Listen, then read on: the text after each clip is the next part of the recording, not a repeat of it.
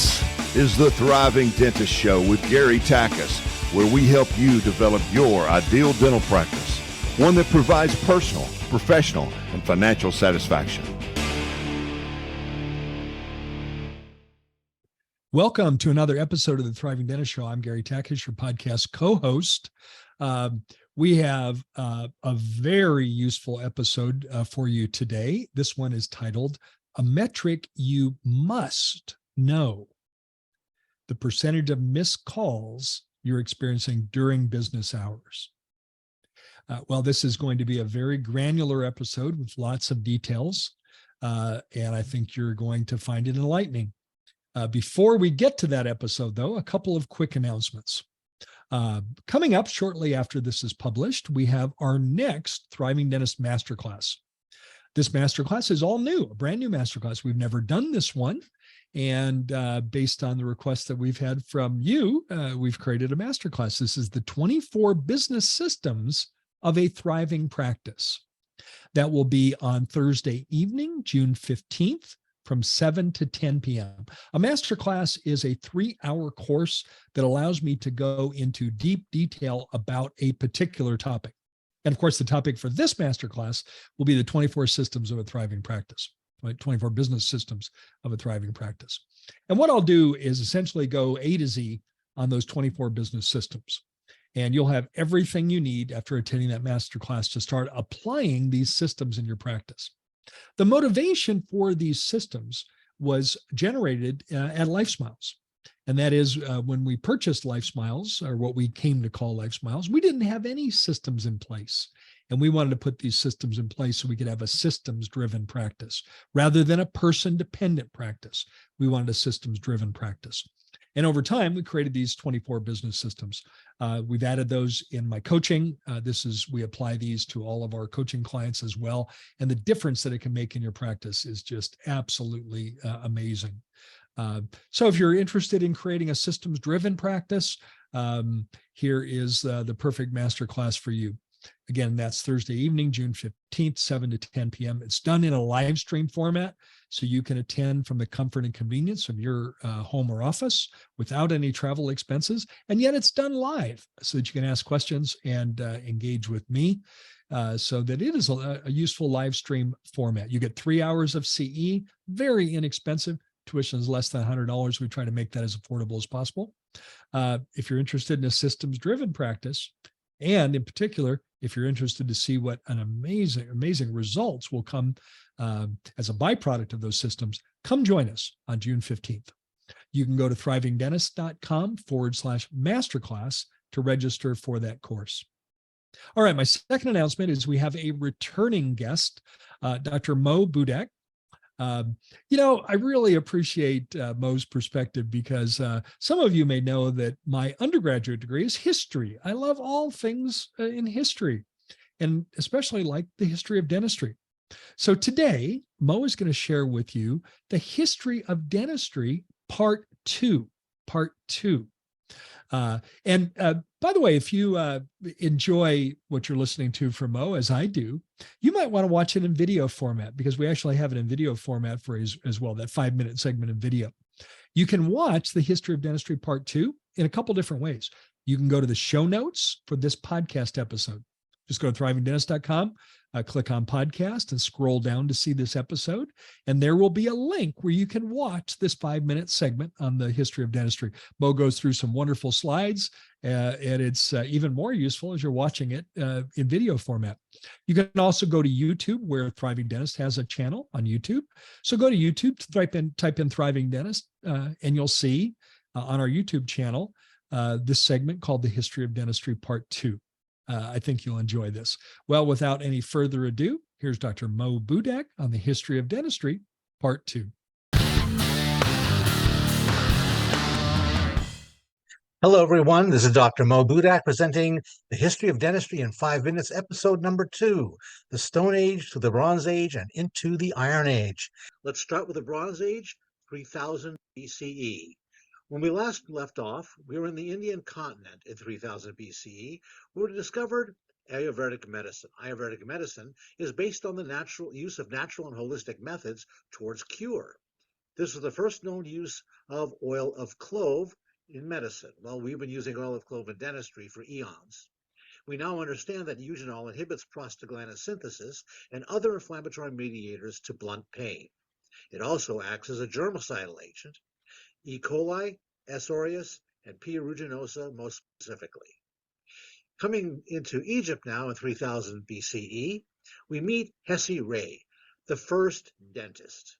Dentists were highly regarded in ancient Egypt, and Hessi Ray was one of many of the dealers of the tooth and was the greatest who deals with teeth and of the physicians. One of his colleagues, Kiwu, was not only a chief dentist, but also held the title as guardian of the anus. That meant that he worked from the pie hole to the butthole. They dealt in magic and would cast off spirits with the use of amulets, spells, and incantations. And over here we have some cedar blocks showing Hessi Ray's life as a young man, middle-aged, and aged. He was a close personal friend of the pharaoh and king. So think the demon theory when they would deal in magic and casting off spirits. They also prescribed cathartics, enemas, bloodletting, diuretics, diaphoretics, and sialagon. So here we think about the humoral theory. Both of these were reviewed in episode 1. Moving into ancient China, in the year 2700 BCE, a medical text called the Pen Sao was written by Shen Nong, who also invented the technique of acupuncture. They subscribed to the hollow tooth theory, Tong Chu, explained by the worm theory. They believed that dental disease was caused by excessive sexual intercourse, explained by the humoral theory of depleted or unnaturally high levels of fluid shift. The treatments included garlic mixed with horseradish seeds, made into a paste with human milk, and introduced into the nostril on the opposite side of the affected tooth. Doesn't make any sense with the distribution of the cranial nerves. Maybe it worked. If they got no relief from that, then they placed a bit of arsenic near the tooth. A little could help, a lot could kill the tooth and also kill the patient. Or they used acupuncture. Let's now talk about Hammurabi's code. Hammurabi was the king of Babylon in 1800 BCE. Here we see a cuneiform script discovered in 1901, which shows the code. He wrote this code consisting of 282 laws, which have served as a model for establishing justice, and is also used as a template for English and American jurisprudence. Think of the doctrine, innocent until proven guilty. That was one of the laws. Additionally, many laws were written in reference to medicine and dentistry. Think also of the phrase, an eye for an eye and a tooth for a tooth. That's actually law number 198. However, the punishment for medical errors were quite severe. If an operator made a mistake on a nobleman, he or she lost his hands or fingers, and they were severed. The Ebers Papyrus. These Egyptian scrolls from 1550 were discovered by German archaeologist Georg Ebers in 1862. These papyrus scrolls contain 700 remedies for the treatment of medicine and dentistry. Frankincense, myrrh, and opium-yielding poppy were prescribed for pain, and this ointment. Quote, cook the blood of womans, mix into oil, then kill a mole, cook it, drain it in the oil, and mix this with the dung of an ass in milk. Make a paste and apply it to the tooth and recite incantations. Excuse me?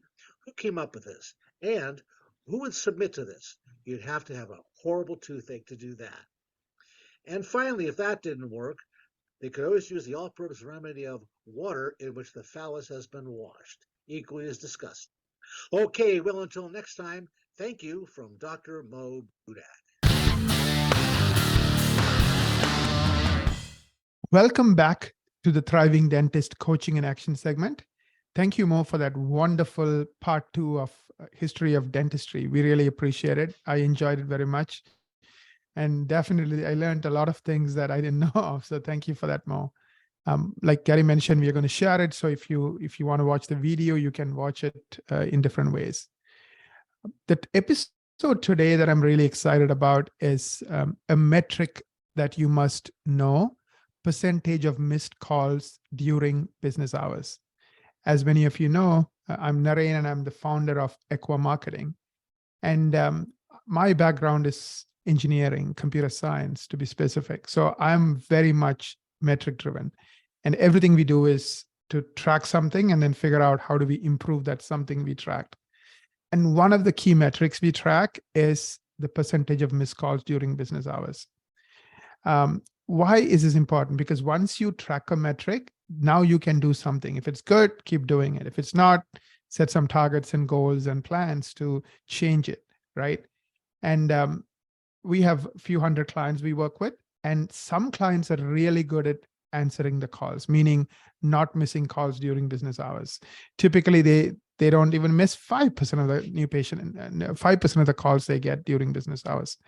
Then there are other clients who are missing 25, 30%.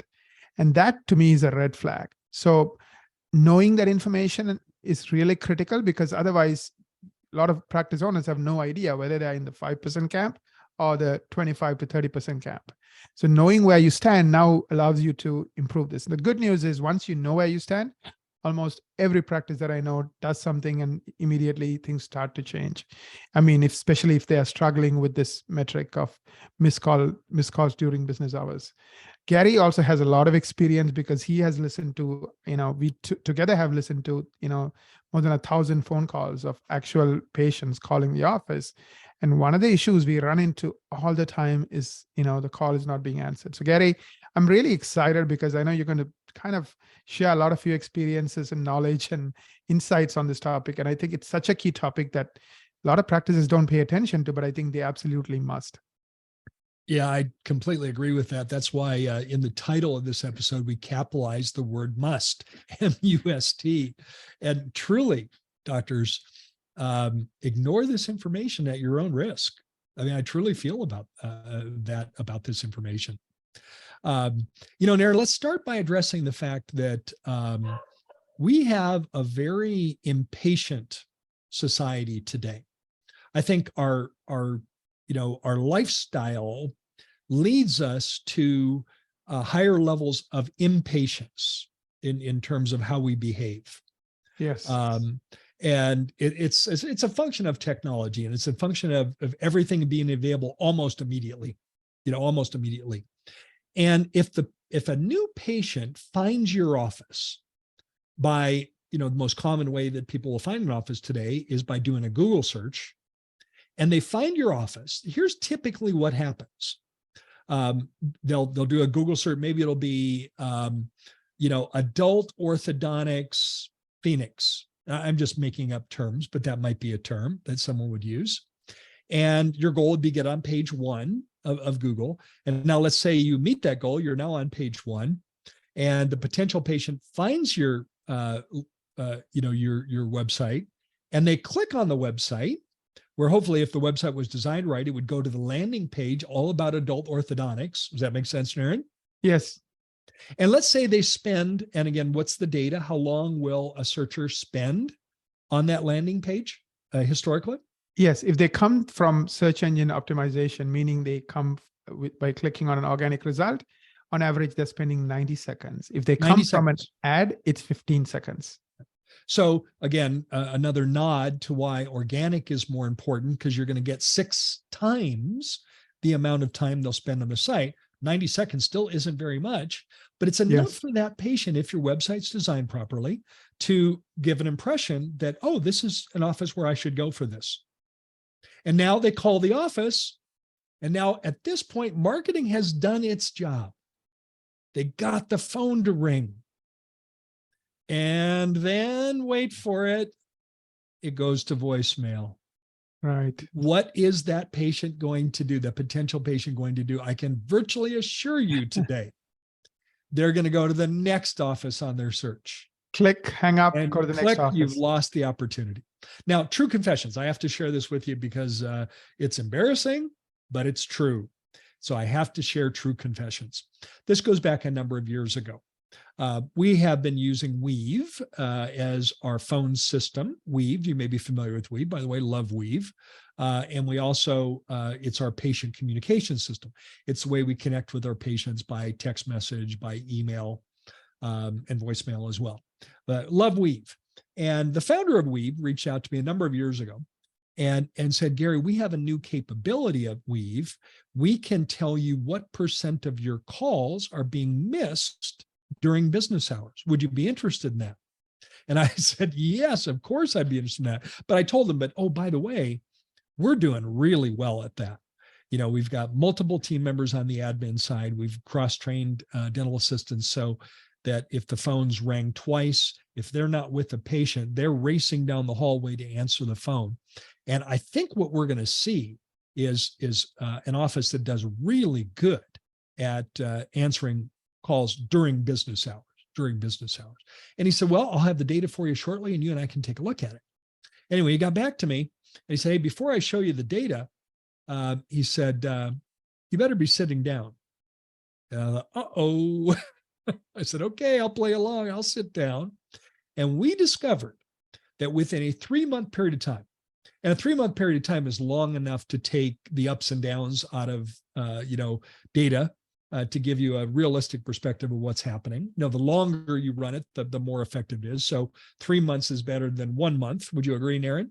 Yes. 1 month could be an aberration, but by the time we get to 3 months and longer, it's a pretty accurate report.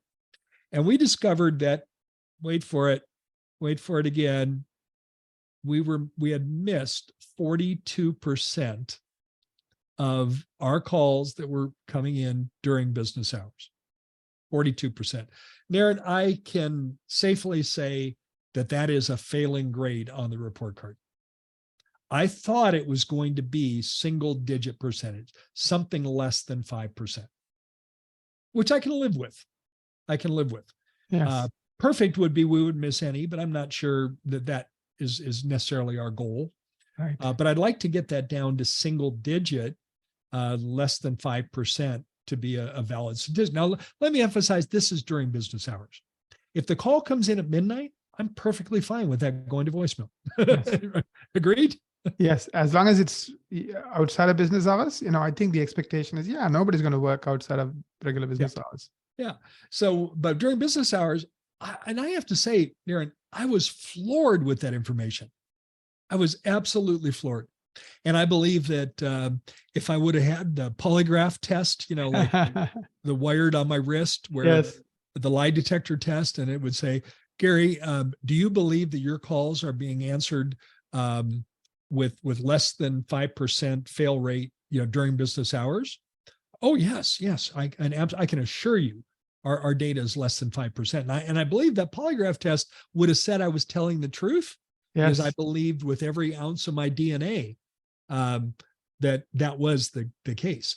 But I think a lot of doctors were exactly in the same shoes as you, Gary. Even though they don't have the data, they believe that they are answering all the calls, definitely not missing more than 5%. So let's put this in a clinical perspective for the doctor.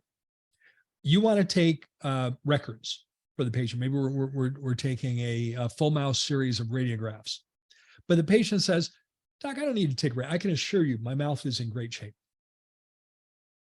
Same situation here, right? Yes. That patient may believe their mouth is in great shape, but without the radiographic evidence, you can't confirm that. And doctor, would you want to make decisions without the data? Would you want to make decisions without having that data? No, you don't. That's why we get records for our patients to see what's going on. I'll put it a different way that I kind of enjoy, because I like cars and it kind of appeals to my interest in cars. Imagine a driving an exotic sports car with a pair of blindfolds on. I like to think of your practice as an exotic sports car. Right. But imagine driving that with a set of blindfolds on. And that's what you're doing when you don't have the data. And if you don't have that data on what percent of missed calls are occurring during business hours, you might make the wrong decision. You might say, I need to spend more money on marketing. Right. And maybe I need to do, in addition to organic SEO, maybe I need to do pay per click to get the phone to ring more. When in fact, like was our case back then, if we would have needed more patients, I might have thought, well, let's spend some money on Google pay-per-click ads. Instead, we just needed to answer the calls that were already coming in. Didn't need to spend any more money on marketing. We just need to answer that. Now, I'm very happy to say that from then we started to put some wheels in motion to solve that. And I'm very happy to report, and Aaron, you can now confirm this because we're an Equa client, you see the data, Yes. but we are consistently in that, less than 4% percentage of missed calls during business hours, which is a stat that I can live with. I would like to not miss any, but I'm happy with that result, especially from where we started a number of years ago at 42%. So, Doctor, I'm suggesting that you may be in the very same position that I was a number of years ago, completely oblivious to the fact that this was even happening. And if you're oblivious to it happening, you can't make the mid-course corrections to solve it. To correct it. So let me talk about let's assume you get this data now and you discover that, like us, that percentage is much higher than you'd like. And Aaron, from the data that I've seen in our client base, it's a bit of an epidemic in dentistry. Missed calls are an epidemic. Would you agree? I would agree. It's almost like, let's say somebody has been ignoring their oral health. They haven't gone to the dentist forever, right? And all of a sudden they find the perfect dentist. They like the dentist. They keep coming back for all their regular hygiene visits, and they become a good patient. And all of a sudden that bad oral health starts changing. The gum is not bleeding anymore. It's getting stronger. So the same thing happens because doctors don't have this data to start with. They are like that bad patient who never goes to the dentist. But now that they have data, they don't know. Exactly. Now that they have data, they have education, they have knowledge, they totally change. It's almost like the good news is, I think exactly like what you described, Gary, you are really running an excellent practice, but because you didn't have the data, you didn't know there was a problem, and therefore you didn't try to change it. That problem was off my radar screen to solve. Because I believed with every ounce of my DNA that it was no problem. Everything is great. No problem. I got no problem with that. Yes. Why do you don't try to fix a problem that you don't believe is there? Yeah. It's like a patient never going to the dentist and thinking he has perfect oral health, Yeah. Same, exactly. And anyway, let me talk about some things we did to fix that. It's multifactorial. And of course, this will depend on your practice, but I want to present some solutions for you here in this coaching and action segment. Well, one of the things you could do is you could cross-train your team members. I'm a big fan of cross-training your dental assistants to be able to provide coverage up front when needed. And I'm also a big fan of cross-training business team members to provide help in the back. Like, for example, maybe when we're doing perio charting, you can do perio charting by yourself. I just can do perio charting by himself or herself, Aaron. However, it's much easier to have an extra set of hands in there to do data entry while we're doing perio charting. And any person can be trained to do that. And so I think when we cross-train our team members, a number of things happen. We get improved functionality. We don't miss things because so we're not going to miss getting our periodontal pocket depths and bleeding point data because we've got someone that can help out, at that point. And so anytime that happens, it creates a more cohesive office, and it's more likely to give us all the information we need. But the other thing that I think it does is happens on a subconscious level, Naren, and that's that it creates a better team approach when we cross-train, because everyone now has a better understanding of the other jobs in the office. They don't just exist in a vacuum. Herb Kelleher, the founder of Southwest Airlines, was absolutely the pioneer and the best example I could ever think about the value of cross-training. 2 days a year, from the time Herb Kelleher founded Southwest Airlines until now, it still goes on today, 2 days a year, everyone at Southwest switches jobs. Now, don't worry, it's still pilots flying the plane. They're not going to let the baggage handlers. I was just worried for a minute. Don't worry about that. Don't worry about that. But meanwhile, they will have baggage handlers operating as gate agents operating as baggage handlers, pilots operating as flight attendants. And they do that for a day. And you know what he called that program? It's a rather famous saying. But what Herb Kelleher called that was, it's our day to walk a mile in another person's shoes. So in other words, before you're critical of someone, walk a mile in their shoes and understand what they have to deal with. And that exercise allowed Southwest Airlines to turn a flight. What they mean by turn a flight, Naren, is when the flight lands and connects to the gate, Yes.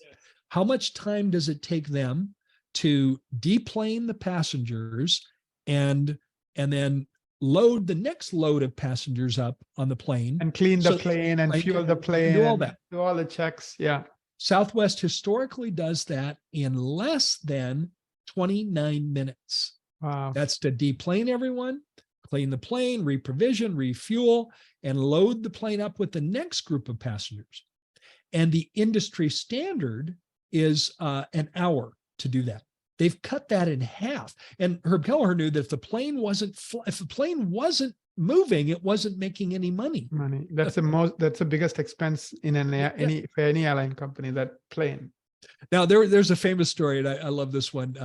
United Airlines hired a consultant and said, how can we board quicker? And they decided, Darren, that rather than boarding by row number, they would board by position in the row. So all the window seats got loaded first. Then all the middle seats got loaded second, and the aisle seats got loaded third. And so they set up a whole process around that. Consultant did this. Yeah. Set up a whole process, and they worked on it. Then they applied it.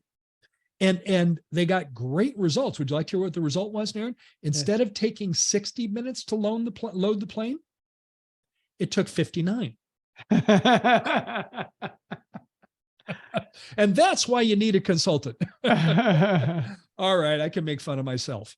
But that's what happened when United Airlines did that. But it's really the walk a mile in another person's shoes.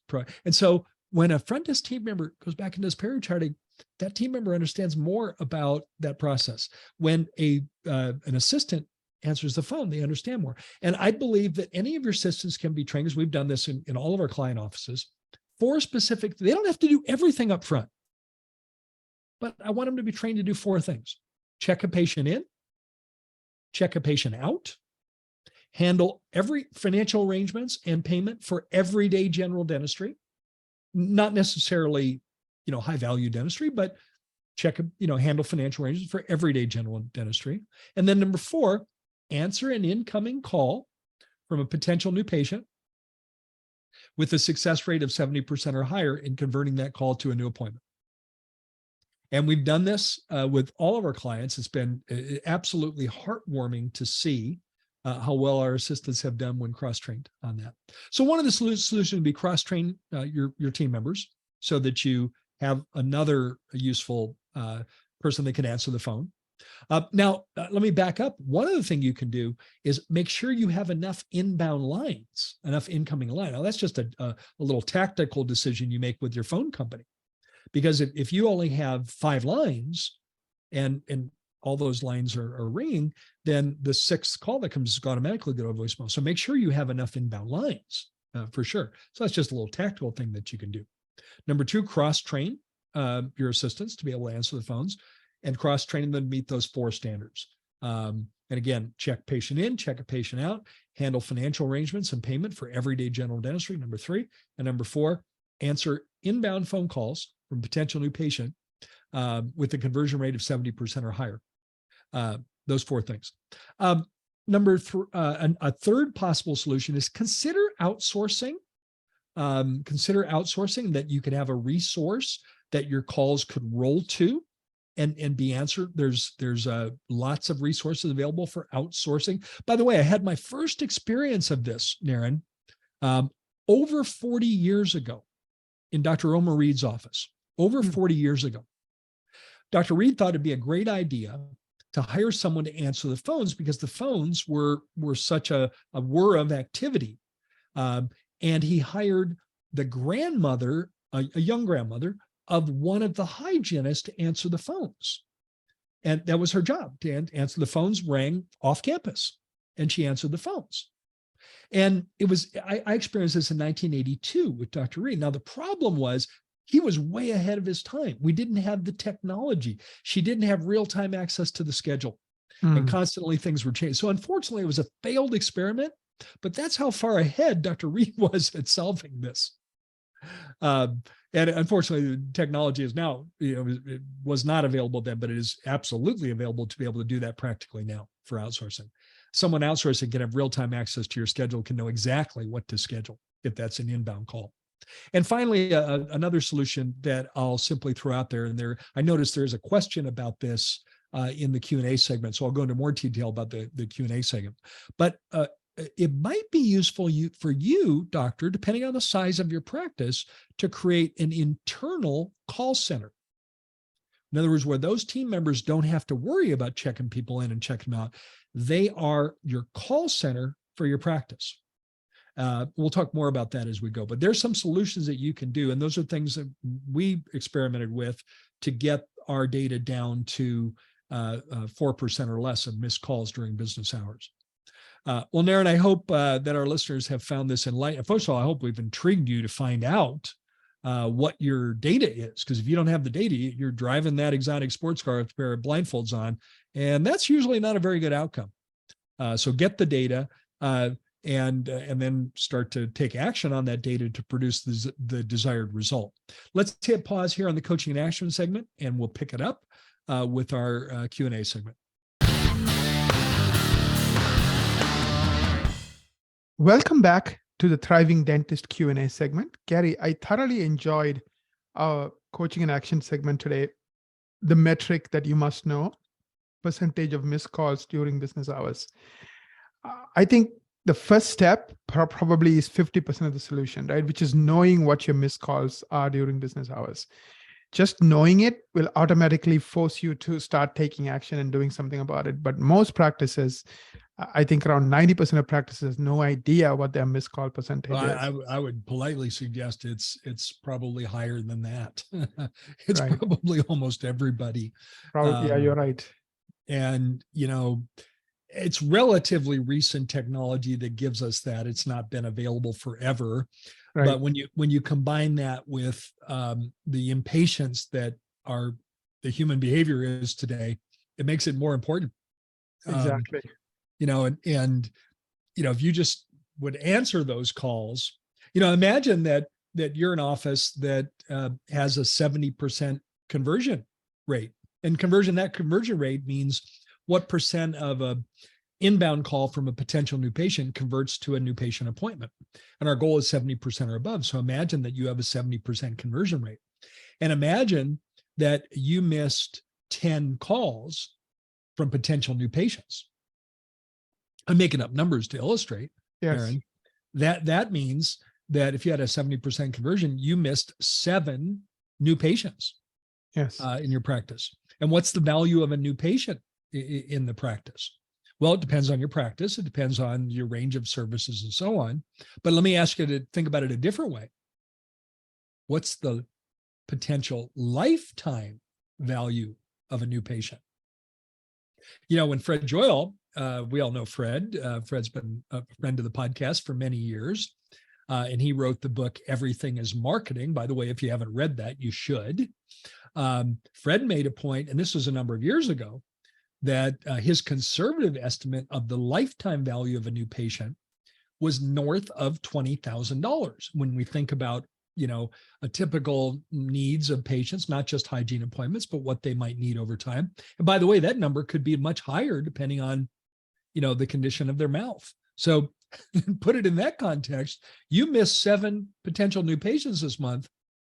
And if the lifetime value of a new patient is north of $20,000, what's the cost of missing those potential new patients, Naren? It's huge. It's huge, right? I mean, a single patient is worth $20,000. So, 10 patients, you do the math, right? It's crazy. Run the math on it. Yeah. And oftentimes the difference between a practice that is experiencing some success and an absolute thriving practice is a few more new patients. Right. Just a few more new patients can make all the difference in the world. And in the day of Google reviews, if you have a habit of missing a lot of your calls, somebody's going to write nasty reviews saying you don't answer your phone. Right. So again, that's the other downside of this. It was the last review you'd ever want to get on Google, for Yes. sure, because they won't bother calling. They'll just go somewhere else. Exactly. Yep. All right, we got some good questions, Aaron. Fire away. Absolutely. So I have 4 questions for you, Gary. Let me start with question number 1. My marketing company does not have the capability to provide the data on missed calls. Are there other ways to get this information? Well, I'm going to be bold on this one.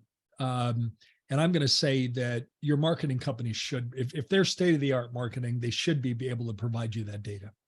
And if not, I would recommend you switch to one that does. Equa, you guys provide that to us. It's part of your service. You don't have an upcharge for that. Am I correct on that, Naren?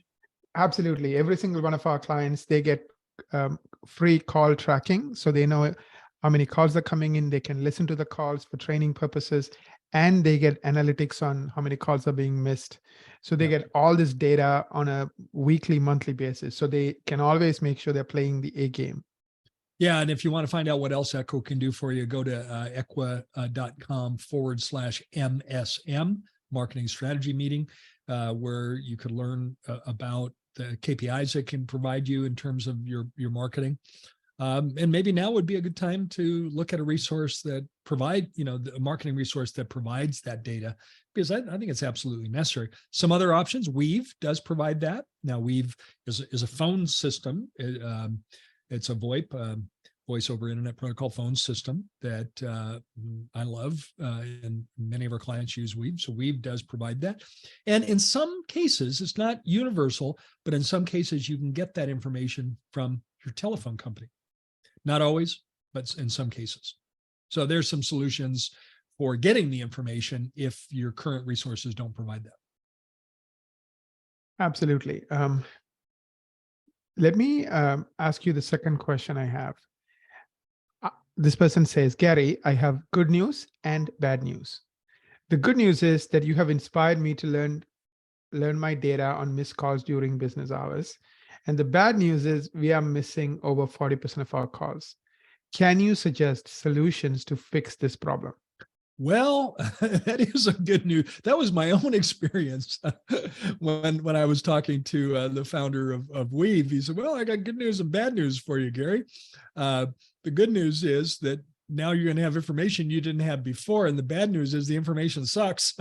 You're missing 42% of your calls.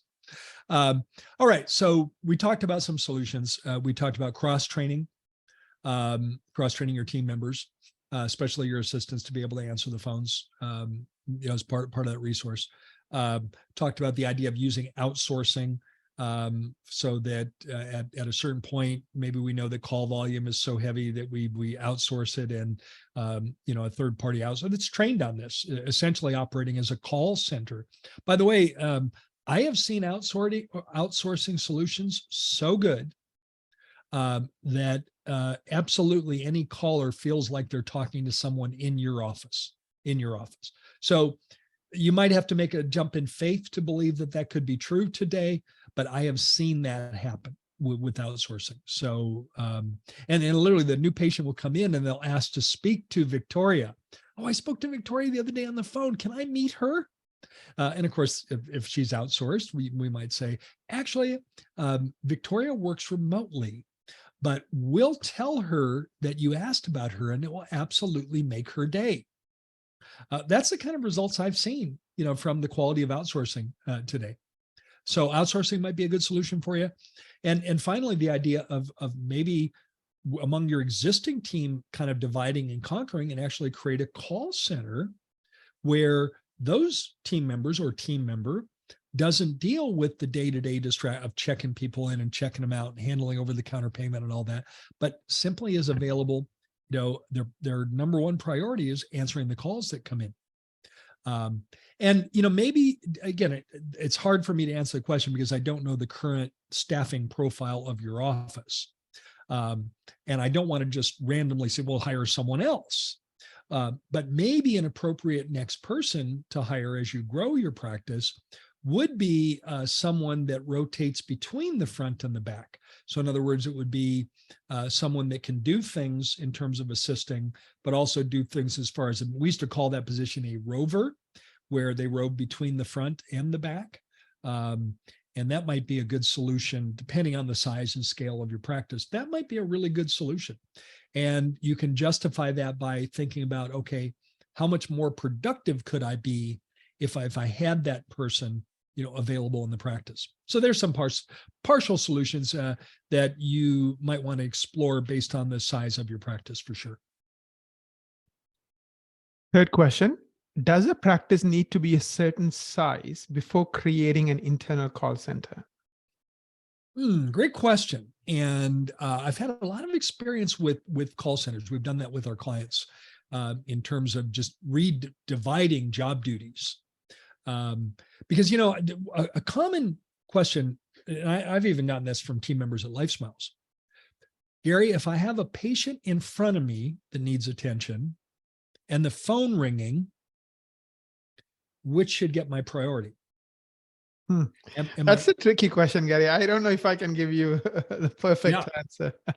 And you know what my first answer was? Both. Yes. And then I am favor hiring strong team members. Yes. No, Gary. I'm not going to let you off that easy. If I can only do one, give attention to the person in front of me or attention to the call, which one gets my priority? And my answer was, it's got to be the person in front of you.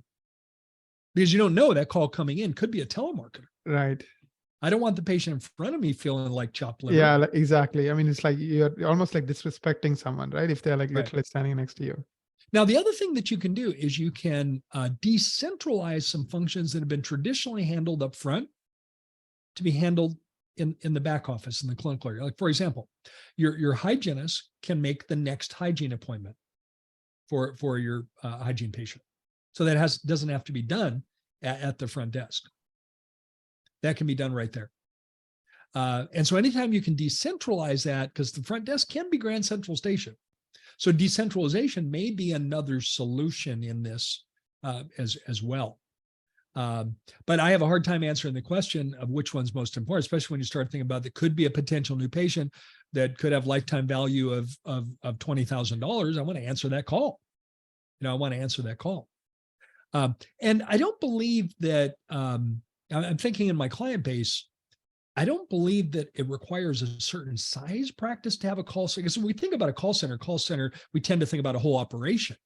Well, this could simply be a back office workstation where a dedicated team member is on the phones. And when she's not receiving calls, she can be communicating, for example, with Weave. She can be reactivating past due hygiene through sending text messages, because any of that could be paused while a phone comes in.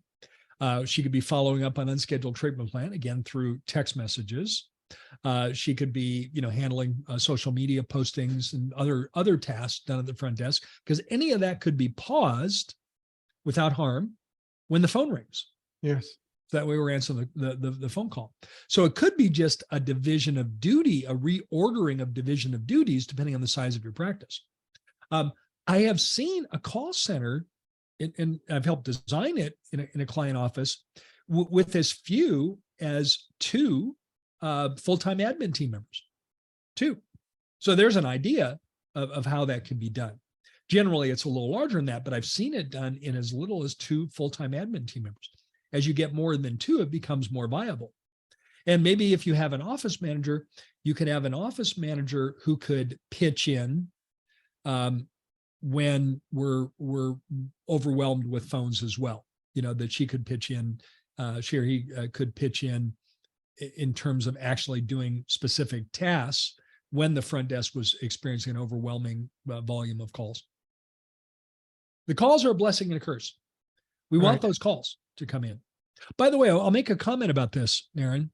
Offices that are fee-for-service practices have fewer calls from patients complaining about what insurance didn't pay. A lot of the calls that come in to dental offices that are PPO practices are patients completely confused about getting a bill from you because they thought insurance does what, Naren? What do they think about insurance? They think insurance pays the whole amount. And you sent me a bill. Yeah. And now they're mad. And who you, are they mad at? not the insurance company. Are they mad at the crummy insurance company that agree? They wrote the policy that if the patient comes in 5 months and 29 days after the last hygiene visit, that hygiene appointment is going to be denied. No. Are they mad at the benefits supervisor at work who, when they crafted the plan with Delta, I'm using Delta because they're the 5,000-pound gorilla, the benefit supervisor at work said, we're cheap and we don't want to pay much in the way of premium, so design a plan for us that provides minimal benefits. And by the way, that happens. Right. All the time. By the way, would Delta agree to that? Delta, sure. Boeing, I'll make up a name of a company. Sure, we can design a plan for your 150,000 employees. It doesn't involve much of a premium. It just won't provide much in the way of benefits. But if you make the decision to reduce your insurance dependence, your phone call volume from existing patients is going to go down. Yes. Because you won't have those nuisance calls. But how come, I got a bill for $2.29? Or how come this got denied? And then you discover, well, you came in 5 months and 29 days. Well, and they're mad at you. They're not mad at the insurance company for that. So how about getting rid of some of those nuisance calls by reducing your insurance dependence? There you go. Thank you, Gary. I love that answer. And I think your conversation around, when to start a call center and why thinking along those lines makes sense, especially if you want to build that profitable practice, that gives you the satisfaction of taking care of people you want to take care of, not the ones who are just only interested in dentistry covered by insurance. And Aaron, let's revisit what Dr. Reed was kind of groundbreaking 40 years ago, given that there are people today that have really, really drawn to the idea of working remotely. Yes. What about finding someone? Maybe you have someone in your patient base, someone in your community that would like to work in a creative way remotely and handle your inbound calls. Sometimes one of your team members decides they want to work from home because of all kinds of reasons, maybe an elderly mom or whatever, right? Right. He could still work for you, maybe doing certain functions, including answering the phone from home. Maybe we could revisit that, especially with a growing desire of some people wanting to work remotely. Maybe that could be done. And we certainly have the technology now to be able to do it. So maybe it's Omer's solution. He was just 40 years ahead of it. A young grandmother of one of your team members that would be this charming voice on the phone, welcoming those phone calls. With a little bit of training, that person could be a rock star on the phones. Right. Let me ask the last and the fourth question. Given that team wages is the highest expense category on profit and loss statements, I'm concerned about adding additional team members for phone coverage, but I'm also frustrated about my percentage of missed calls. Should I just take a leap and hire another admin team member? Well, first of all, I recognize your dilemma. The biggest line item of expense on your profit and loss statement is team member wages. That actually isn't your biggest expense, though. If you're a PPO practice, your biggest expense is the amount of money you're handing the insurance company in the form of your write-offs. I like you to think of your adjustments, your insurance adjustments, as a marketing expense because you're paying Delta to provide you patients. And when you look at it that way, the average adjustment today is 45%. So which is higher, your wage percentage or your write-off? Your write-off's actually higher than that. But technically you're right, because that 45% is never going to show up on your profit and loss statement because you don't actually write a check for that. Delta takes it ahead of time. But I get what you're saying and I get the dilemma. And I'm going to answer the question. You asked me a great question and I'm going to answer it. Yes, I would encourage you to take the leap. But maybe it's not an admin team. Maybe you're going to hire that roving position that I described. It's a team member that enjoys assisting and has some experience assisting, but also appreciates some admin duties as well. And I would encourage you to take a leap and do that. A number of my clients, I've recommended that we hire an additional assistant. And that assistant, remember, is going to be cross-trained up front. So if she's not actually with patients, then that person can be able to handle some admin duties as well. And you can look at the wonderful capabilities an additional assistant can provide in the form of doing more same-day dentistry, being able to do more than just palliative treatment on an emergency patient. How much would that team member need to do to produce to really make that a wise investment? But very often that's been a great decision. And so I would encourage you to take that leap. Yes. Another thing, Gary, I would like to throw in is when we look at data from the call tracking system, it'll even pinpoint when are you missing the most calls? Is it happening during lunch hour? Is it happening on a certain day? So you could also, with flexible work, some people want to work part-time and so forth. You could really target those areas where you're having the most problems. Right. Yeah. Great point, Naren, because you're right. You have a detail within the data. It's not just missed calls, but what times are those occurring? And then you can make decisions accordingly. Great point for sure. Well, I hope you found this episode useful. Some of our episodes are more strategic in nature, and some are very granular. I think this was a very granular one. I hope you appreciate that mix that we try to provide. I hope you've enjoyed this episode. More importantly, I hope you take action. Information is great, but until you apply it, education without application is merely entertainment. I'd like to think we've been entertaining today.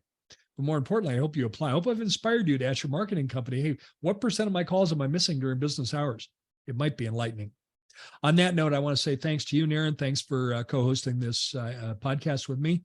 Also, thanks to you and your team at Equa for all the things you do for dentistry to help offices master digital marketing and attract quality new patient flow in your practice. I also want to thank our listeners. We appreciate each and every one of you. If you haven't hit subscribe yet, let me encourage you to hit subscribe. That means every Wednesday when we upload a new episode, it'll be automatically uploaded to your listening device for your convenience. And that can be done on iTunes, Google Play, Spotify, Apple Music, wherever you get your podcast, you can hit subscribe. It's free. It doesn't cost anything. And it'll ensure that you'll never miss a future episode of the Thriving Dentist Show. On that note, Naren and I look forward to connecting with you on the next Thriving Dentist Show. Thank you for the privilege of your time today.